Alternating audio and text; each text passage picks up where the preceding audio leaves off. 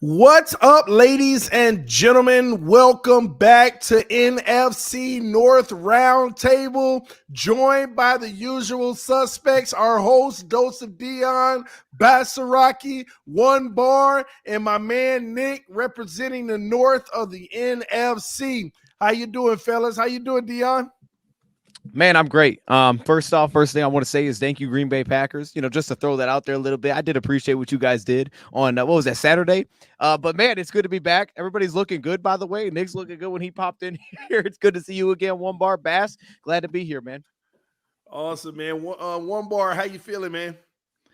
Hey, I'm numb. I have zero emotions at this point of the season. I just luckily got to see some damn good games this weekend, and we'll see if the guys up top can continue on their journey. Because all I have to do is I'm a bystander now. Awesome, man. What about yourself, Nick? I'm feeling good, and I know that I didn't even make the playoffs. One Bar didn't make the playoffs, but it's good to know that the North made it to the next round because it just makes the argument better that we have a super tough division and we're competitive. So it's good. It's good for us because, again, you guys know I'm crazy. Up to week 17, we still had a shot. So you never have it would have known if we would have made it. But I'm happy for the guys. It was nice, especially, can't believe I'm saying this, but the Packers beating the Cowboys was very sweet, especially how they did it. Wow, we're gonna get into that and more. Baz, how you feeling, man? Man, I'm great. The Packers, not a lot of us expected them to be in the playoffs, let alone go out there and do what they did to the number 2 seed Dallas Cowboys. I mean, at halftime, I was just like, am I asleep? Like, am I dreaming? What is going on here? I'm confident in my team, but man, I did not expect that to happen. And I love the underdog mentality right now. Going against now the number 1 seed San Francisco, who we haven't done great against in the past. I'm really excited for this weekend. Man, it's just crazy times in the NFC North. I can't believe what's going on. Green Bay Packers snuck in the playoffs, but at the end of the day, they're taking care of business. The Detroit Lions as well. Congratulations, fellas. You move on to the very next round, the divisional round, where things don't get easier. They get harder. But we got to go back to these games this weekend. We're going to recap them in just a moment. But ladies and gentlemen, before we do, this stream is being powered by BetUS. Receive a 125% bonus. The link is in the description of the video. You'll hear more about our sponsor once we're done with the first game recap. But also, don't forget to check out Roundtable Sports. Roundtable Sports is the company that brings the visions together. All the trash talk, all the hoopla, all the love, it comes to one place where it can all be battled and dueled out on one platform, Roundtable Sports. And you are on Roundtable Sports NFC North Roundtable, ladies and gentlemen. With that being said, first round is in the books. The Green Bay Packers go on the road and defeat the Dallas Cowboys, America's team. Man, let's start with Nick. First of all, who did you pick in this game last week, and what were your thoughts of the outcome? So I picked the Cowboys, no doubt about it. But I did say it was going to be a high-scoring game. I did say that for everybody, and as it went on, I was like, you know what? Dallas doesn't belong here. They're frauds. Super happy about the loss. And again, because Green Bay eliminated the Bears from the playoffs, good to see them keep going. I'm looking at it from a Bears perspective, but also it is a good story. I mean, they weren't sure about their quarterback. They weren't sure about their wide receivers. They had no Pro Bowlers this year. Bass, correct me if I'm wrong, but the Packers went into Dallas and won that game. By a lot. And especially to make Jerry Jones, have his little moment like he did, it was nice to see on national television for sure. Wow, man. I got to go to One Bar now. Same question, sir. Who did you pick last week, and how did you think the game went? I picked the Packers. I think it was 27-20, so I was about halfway there as far as the points scored. But, I'm going to look at this as an NFL fan, not as a Vikings fan. So I'm going to be very – very fair to the Packers. I mean, they spanked them, bent them over, they pulled their pants on, spanked their bare butt for 3 hours straight. I mean, they did. And the thing is, like the start of the game when the Packers, Aaron Jones, what did he run into? His guard, center, whoever it was. The first drive was like, oh man, they look terrible. And all of a sudden, boom, switch went off, just absolutely lit up the scoreboard. I mean, just real quick, Aaron Jones, the dude is carrying this team. I mean, Jordan Love, don't get me wrong, fantastic game. He's had some great games, but the fact what Aaron Jones is doing, opening so much up for the Packers. I mean, kudos to that guy. Defensively, shut down Dak. I mean, CeeDee Lamb couldn't catch anything, but they shut him down. I know Dallas got 32 points, very misleading. They got some garbage touchdowns there, but I got to give the most credit to their coach. I mean, damn, play calling, A+. I don't know if he's got a magic wand in his pocket. He waves out there on the receivers every time they're throwing the ball. There wasn't a guy within 10 yards of him. It was insane. It's just like they knew exactly what Dallas was doing. They shut down Dallas's defense. Kudos to the Packers, 100%. I mean, and these receivers, Dobbs, Melton, Reed, I don't think did much, but I mean, just these guys. I mean, if I'm them, I'm trading Christian Watson for a bag of chips. They don't need them. This is they are on a roll. I mean, San Francisco, I know we're going to talk about it, but there's no reason Packers fans should be like, oh, scared of these guys. Wow. Interesting. We're going to get into that. Dion, talk to us. Who did you pick last week, and what did you think about the outcome? Yeah, so if you guys remember, I took the Packers 48-32 in this one. So I was right on the money with this one. Here's the thing, man. And I took the Cowboys. Man. Look, here's the thing. For a lot of me, I was like, okay, this will be like, okay, we'll get to find out. Like what Green Bay's good at, we're about to find out because they're about to play a defense that I think in a lot of spots are like, hey, they got answers for that. They did not have answers for that. Now, it felt like Dallas was doing some different things schematically. Maybe that was a little bit of an over adjustment on their part. But I think first off, One Bar said it best, Aaron Jones. And look, this is a Dallas team that I probably should have put more weight into the fact that they might be able to move them around. And it felt like they did. One Bar touched on it at the beginning of the game. You're like, man, okay, they're not running the ball at all. But then it just started to open up. They're just getting movement. That zone attacks there. And you're just like, okay, they're moving this team. And all of a sudden, you also talk about the passing attack. Matt LaFleur, he's been great there. I think just the little things that they do, the way that they seemingly help their offensive line and pass protection as well, that feels like it ties back to what they do schematically at the same time. Like they have a really good thing going, I think, schematically, offensively. And then when you start to throw in those weapons that they have, there's like the balance of, okay, do we feel like we can man this up, even if that's what we do, or do we have to get away from that? And I brought up the last time that we played the Green Bay Packers because I thought there was a big switch when we said, okay, let's get away from the zone because clearly they're just exploiting it. They just have guys wide open. Let's start to go man heavy. And it was better. It wasn't perfect because they just had some guys that won. It was like, that was a great catch. But I thought Dallas would be like, that's a tough matchup. And it wasn't. I think maybe Dallas overdid some things, but at the same time, yeah, Green Bay, they got a system. Jordan Love, he continues every week. You can look at plays and say, there's an off-schedule play. There's him. You try to blitz. There's a big play. He's taking advantage of what they do. So, man, they look good. They look good. And like I said, thank you, Green Bay Packers. I'm going to be honest, man. Like, I didn't really want to see either team win. Like, there was an option for both to lose. I would have took that option. But to be honest, getting another home game feels pretty good. So thank you, Green Bay.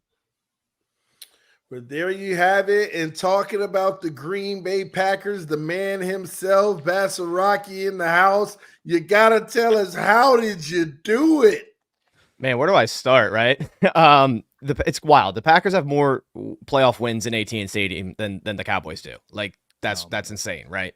You guys said it best. I mean, you guys pretty much hit on every point of how the Packers won this game. Aaron Jones is a massive one. Aaron Jones has the most rushing yards in the last 4 weeks. It's the fourth straight 100-yard game, and he's just on fire. And he's a Texas native. Every time he goes and plays the Dallas Cowboys, that dude goes for like 3 touchdowns plus. It's absolutely crazy. You could see it from a mile away if you were a Packers fan that Aaron Jones was going to go off in this game. And then Jordan Love, man, every week I feel like I'm like, oh, well, that was arguably his best game of his career.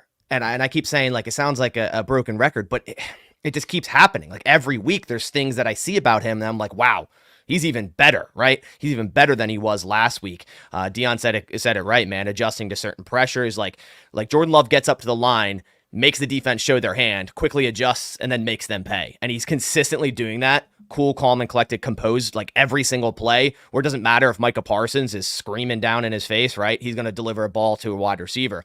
And speaking of these wide receivers, man, just super impressed with them. 98% of the yardage came from wide receiver and tight ends. 98% of that was from year 1 and 2 players. So players with years, only 1 and 2. That's the most in NFL history. So that's absolutely insane with all these young guys. It's the 3rd straight week in a row where a wide receiver went over 100 yards, a different one. It was Bell Melton, then it was Jaden Reed. this week it was Romeo Dobbs, with probably his best game of his career. But man, you know, I also got to give a shout out to this defense. You know, they've gotten a lot better since Carolina, and I think Joe Barry really is taking it one game at a time. And the Packers created turnovers in this game. You saw the early Jair Alexander interception, and then the Darnell Savage pick six. It's like, man, where has that been all year? So, you know, both sides of the ball, man. This was just a perfect game by this entire team. And honestly, 48-32, it was more so like 48-16 because the garbage time points, we had like our second and third string defense on. So I'm super proud of this team, and I'm very confident going into this next week that they'll at least put up, you know, a good battle against the 49ers.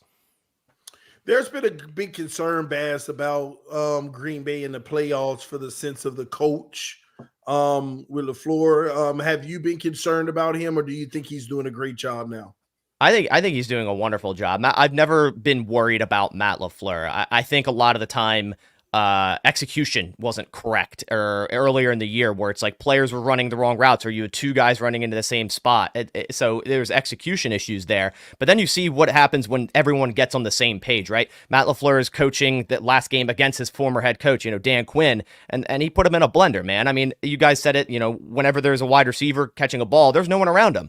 I mean, we're in a PA boot, weak side wheel by Luke Musgrave on one of those plays where we went for a touchdown. Luke Musgrave, there was like no one within 20 yards of that guy. It was absolutely insane. Matt LaFleur was on one in this game, and I have my full trust in him going forward. It's always a great matchup, him versus Shanahan. So I'm really excited to see what Matt LaFleur is cooking up for this week. All right, guys, I want to ask you all a question going around the table. I want to start with Nick. Is there 3 quarterbacks you can name in the NFL right now that's been playing better than Jordan Love? It's tough. Honestly, I really can't. I fully admit that. Jordan Love is playing out of his mind right now. He's playing, you know, he took it from the regular season to the offseason. I can't think of anyone right now. I mean, Jared Goff's doing okay, I guess, but you know, obviously he's in the playoffs and doing well. Okay. Dion likes that. But other than that, I mean, like, I cannot think of anyone in the second half of the season that has continued the success that Jordan Love has had.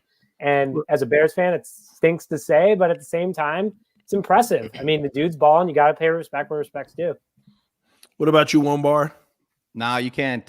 If I name someone, it was just because he's a Packer, so I got to be fair. I don't think so. I mean, granted, if I could pick a quarterback right now and win a game, would it be Jordan Love? Probably not, but nobody's playing better than him. Dion, hold on to your horses. I mean, Baker Mayfield is coming off one hell of a game, so you better be scared in your booties. But he's not even in the conversation. Yeah, Jordan Love, absolutely. All right, well, Dion, how does it feel for Jordan Love to come take the division as the best quarterback? Wow. I mean, well, when we see that, you know, I'll react to that. Here's the thing, man. I mean, if you want me to answer the question, I can give you 2. I'll give you 2. Goff and Stroud. Those are the only 2 at this point in time. I'll throw Jordan Love into that conversation, put him up there with those 3. And I think it's just what we hit on, man. I mean, look, he's fitting this offense really well. So he's doing his thing. But, you know, the problem is his Goff is right there, too. You know what I mean, TD? It's one of these situations where it's like, okay, if he was doing his thing and you looked at it and you're like, man, we play the NFC South, though, you'd be like, dang, this is a problem. Jordan Love's going to be an issue. But the issue is you turn around, you're like, oh, man, forgot they had that dude over there. You know what I mean? We forgot about that. So that's the problem that the Green Bay Packers had. But outside of that, no, he put him in the top 3. Yeah, he's been balling.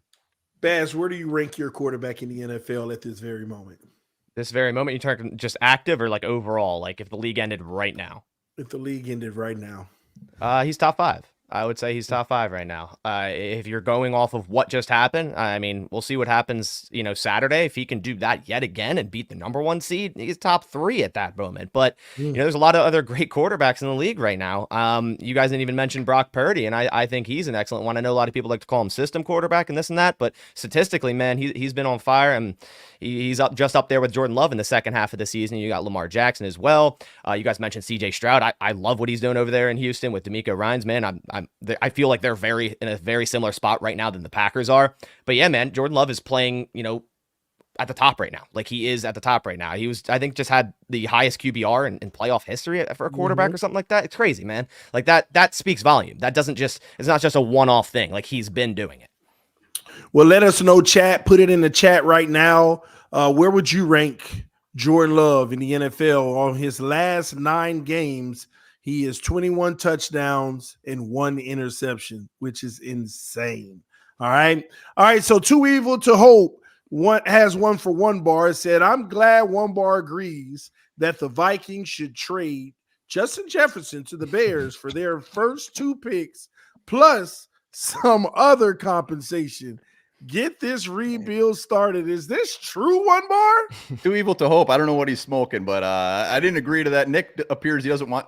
We wouldn't trade Justin Jefferson to in the NFC North for 18 first-round picks. That ain't happening. Never will. Not a chance in hell. But too evil to hope. Yeah, no, that is not been agreed upon. And I am not giving you 2 first-rounders for him, especially both in the top 10. Sorry, not happening. I'm not taking it, man. I was just going to ask everyone the question. What is Justin Jefferson's value on a trade block? Definitely a first. I think he's worth a first this year, maybe a second next year, but he's going to get paid soon. So you got to put that into factor. And if you send him to a rebuilding team, I don't know. If you send him to a contender, I think he's worth a lot more because that's a win now move. What about you, Bass?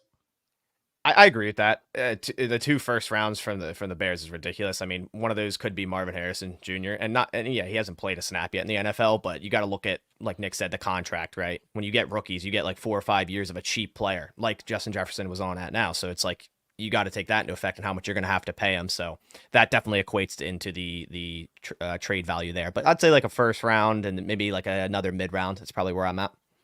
And when we say first rounder, it matters. So are we talking late or early? I'd say no later than like 20. Like if you're later than 20, you got to throw in like multiple futures and maybe even a core player, in my opinion. Dion, your thoughts on Justin Jefferson's value? I think it feels like it's just a little bit less than Tyreek Hill. So I just went through to see what that kind of trade was when that went down. They said it was a 29th pick. I mean, TDU obviously no 29th pick, 2nd round pick, 4th round pick, and then next year's 4th and 6th round pick, and then they gave him the extension. So it feels like something like that because I think he has to get paid still. So got it. One Bar, man, you out here living a dangerous life, man. No, I'm just kidding. It's got to be a top 15 first round pick. It's got to. I mean, he's 24 years old. I know he's going to get paid. First round pick and some change. I got you. Also, Robert Johnson said NFC North rules.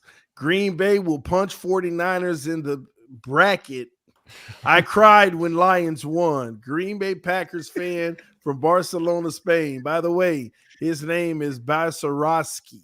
There you go. Oh, man. See, he didn't correct me. So why you correct me? No, all right, I appreciate that. All right, guys. Again, this stream is being powered by BetUS. Receive a 125% bonus. The link is in the description of the video. All right, and don't forget, BetUS is also giving away 2 Super Bowl tickets, ladies and gentlemen. Take advantage of that opportunity.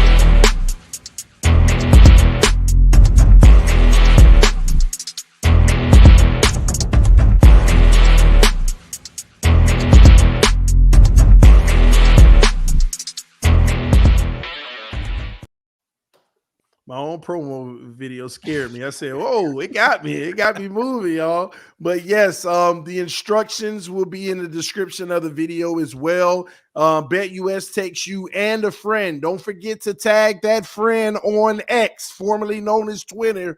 Minimum $25 on your bet slip. Get 1 bet in. All right. BetUS sending you and a friend to the Super Bowl. You can't beat that. I've never been. Hopefully I can win. We'll see. But to get your opportunity now, all right? All right, ladies and gentlemen, also, we want to go ahead and pull this up real quick because I want to ask you guys a question about the spreads. Let me see here. In the next game coming up real quick. All right, here we go. Oh, giving everybody access to the money. Man, that catch is looking rough, TD. Hey, that's hey. Everything went on the Dolphins, and I ended up negative 1 penny. I don't know how that happened. Everything went on the Dolphins. Oh man, but listen, real quick, I want to go to the Green Bay game, ladies and gentlemen. Green Bay, San Francisco 49ers. Can you believe they have Green Bay at plus 9.5? How do you all feel about that? I'll start with Dion. Can I believe it? I'm not really. I think after the game we just saw that you would think the Packers would keep that closer. I don't know, man. It's just such a tricky one, though. It's so tricky because San Francisco's. If we would have got to see a San Francisco wildcard round, maybe you could get a better sense of this. But I think a lot of people view Baltimore and San Fran as they're just separate from every other team in their conference. Like there's a gap between everybody else. So I guess it's not crazy to see it at 9.5. Because if I told you the game was 31-21, would people be like, "That's wild"? Not really. So I can see why it's there. Okay. Well, what about you, One Bar? No, I get it. I mean, I'm taking it, but I get it. I'll take that all day. Man, what about you, Nick? I'm taking it. I mean, I literally One Bar. I get it, and I'm taking it. Like that's not surprising, but it is what it is. Bass, is it disrespect? Yeah, 100%. And I got to give respect to the first seed in San Fran. Like, right, you guys earned that. You're there. You just had your bye week and all that. McCaffrey, full week practice and all that. And you guys have been great. But 9.5, man. I mean, look what we just did to the second seed. And it wasn't even as close as the score ended. And they still, obviously covered their line. I believe they were right around that last week as well. But to me, it is disrespect. I'm not saying the Packers are going to go out there and like whoop on the 49ers like they did the Cowboys. But to have plus 9.5 after what just happened, I don't know. I can't agree with it. It's almost like you guys have no chance. That's scary. I got to be honest with you. I was shocked when I saw it. But again, ladies and gentlemen, it's your opportunity to get on that +9 if you think that it's crazy as well. BetUS, the official sponsor of Roundtable Sports. BetUS, America's favorite sports book, where you can bet on everything anytime. Sportsbook, casino, horse racing, live betting, and more. We have the best bonuses in the industry. That's right, get a 125% sign-up bonus. And to celebrate our 30-year anniversary, we are giving up to 30 risk-free bets, a truck, Super Bowl tickets, and more. Don't miss out. Play smart. Join now. BetUS, where the game begins. Where the game begins, ladies and gentlemen, there was another game that began and ended in the NFC North this weekend, and it was ours truly, the Lions. The Detroit Lions were at home, and the Rams came into town to take something, and the Lions smacked them down and said, "No, sirree."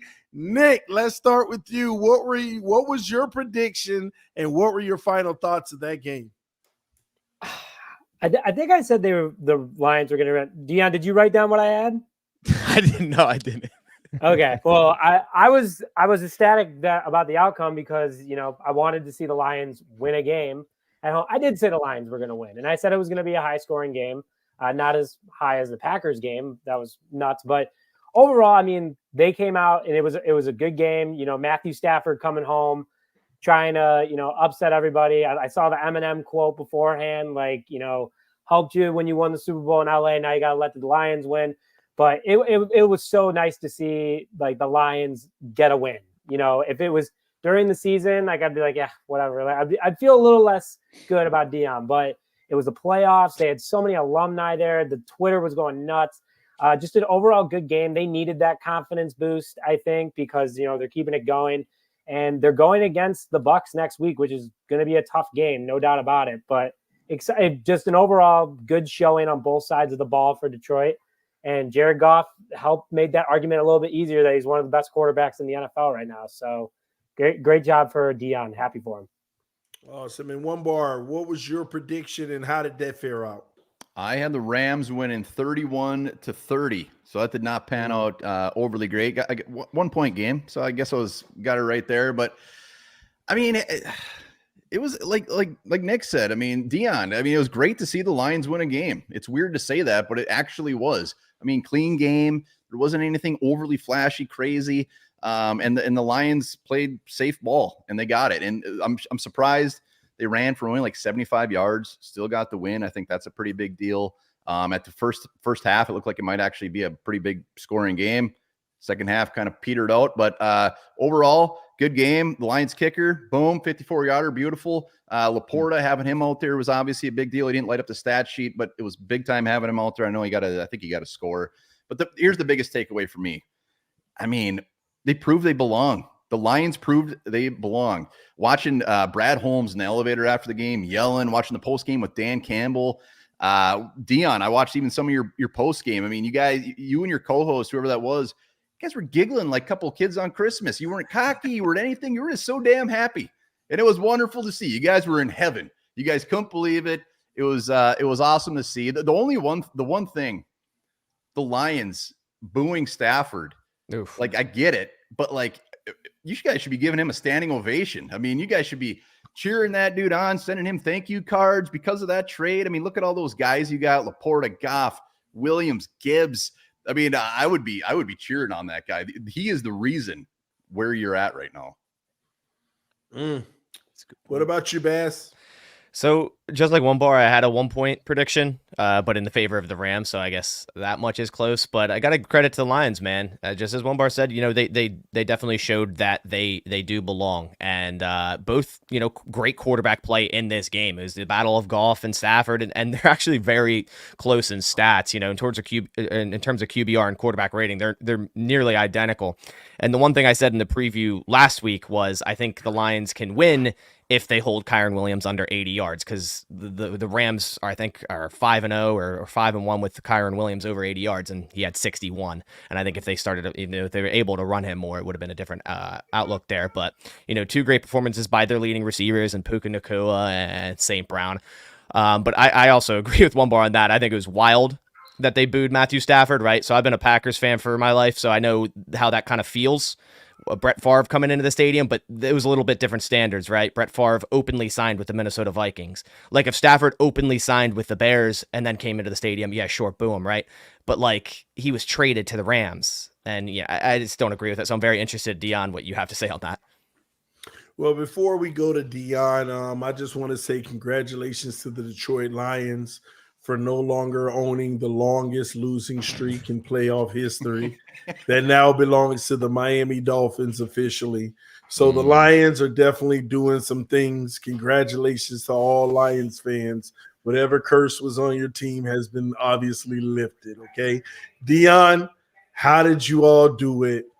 Overcame the beast, the monster, and Matthew Stafford and company.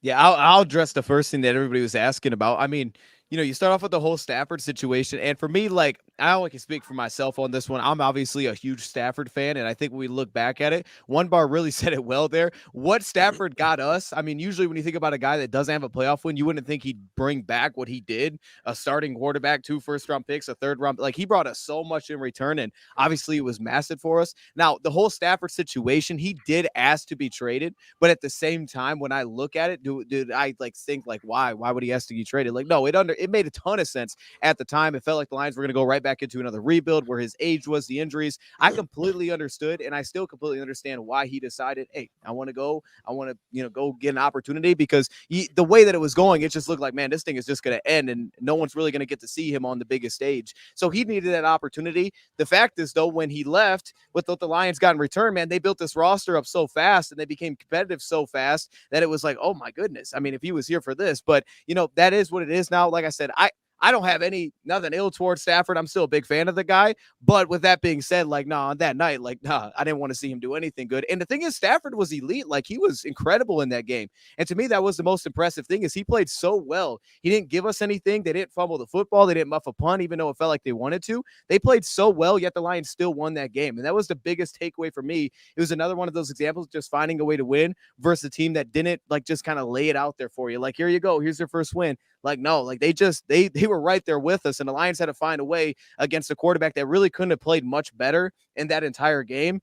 We had some troubles in the back end, but they just found a way to get it done. So, I mean, whatever it took, man, that was the big thing. It was a big win because it was like a shift in just finding ways to win. And for years, it never really felt that way. And that's been the case this year. And the biggest person I'll give credit to outside of like what they did on the field is back to the owner. It's Sheila. Like, you talked about a curse there. Curse or not, I mean, the fact is, Sheila, to me, has changed this entire organization over the last few years, taking over, and we're seeing the results kind of play out of that based on where she put the Lions when it came to the hiring process. So that's who I actually give a ton of the credit for all this. But yeah, it was massive.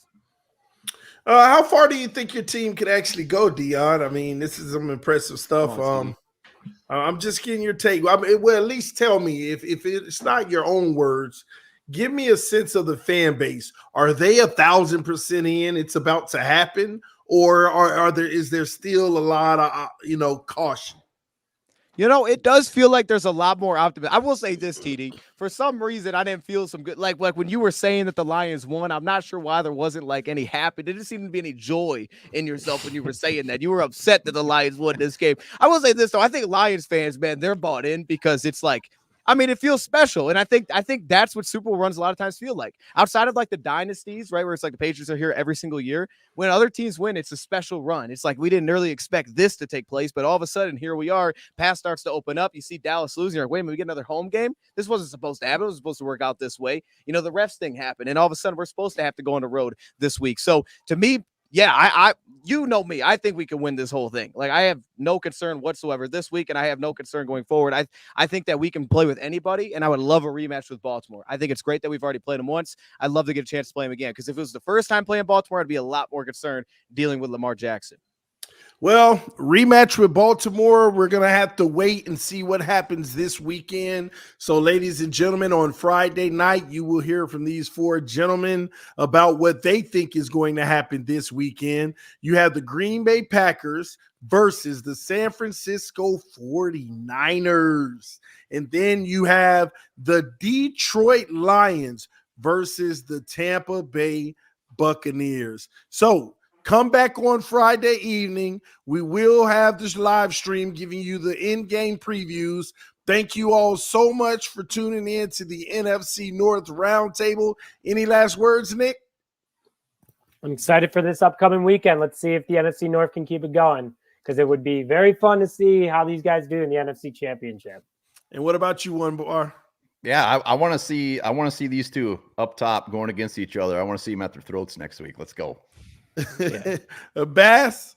I'm all for that as well, man. The future's bright. NFC North could very well represent the Super Bowl, which is awesome to say, so very excited.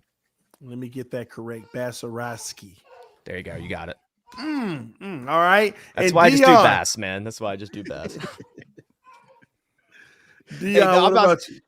This is about to be the best roundtable show of all time next week, so make sure you tune in, okay? Where else are you get, two teams playing for the NFC Championship together? You just don't get that anywhere else. That's going to happen here. Ooh. Also, I think what Nick said earlier, which I do love, the NFC North is tough, man. I mean, every team was into the fight to the end. You got Minnesota. I mean, Minnesota's playing four quarterbacks basically on the field, and you got the Chicago Bears who just started getting hot at the end, and nobody wanted to face that team. So the future is bright, man. It's going to be a fun division for years to come. All right, one more super chat, One Bar. Why do the Vikings always turn us into clowns? Hopefully this will turn your frown upside down, bro. Man, he freaking poetry, man. We got the Viking clown writing poetry. We're always clowns, man. Until we win the Super Bowl, let's go. We're gonna be clowns forever. No, man. Confidence is low over here. That's all right. Y'all got a future, though. So, ladies and gentlemen, come back Friday evening. We will give you the preview video of these guys predicting the divisional round of the playoffs. Until next time, Roundtable Sports, we are out.